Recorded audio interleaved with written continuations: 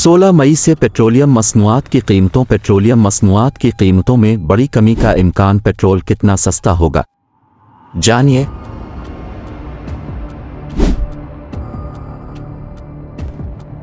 Petroleum मसनूआत की कीमतों में बड़ी कमी का इम्कान। पेट्रोल कितना सस्ता होगा।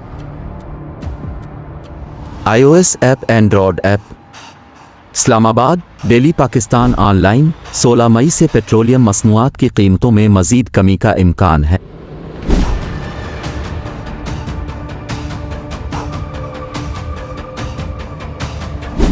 हम न्यूज़ के मुताबिक पेट्रोल की कीमत में 12 रुपये फ़ी लीटर कमी का इम्कान है। आलमी सतह पर पेट्रोल की कीमत में $6.32 फ़ी बैरल की कमी हुई और अब पेट्रोल की कीमत 99.93 फ़ी बैरल के करीब है। डीजल की कीमत में 9.70 रुपये फ़ी लीटर कमी का इम्कान है। आलमी सतह पर डीजल की कीमत $4.97 फ़ी बैरल तक गिर गई है। डीजल की मौजूदा कीमत तकरीबन 99.08 फ़ी बैरल है। याद रहे 1 मई को भी पेट्रोलियम मसनूआत की कीमतों में कमी की गई थी, इनमें मजीद कमी का इम्कान है।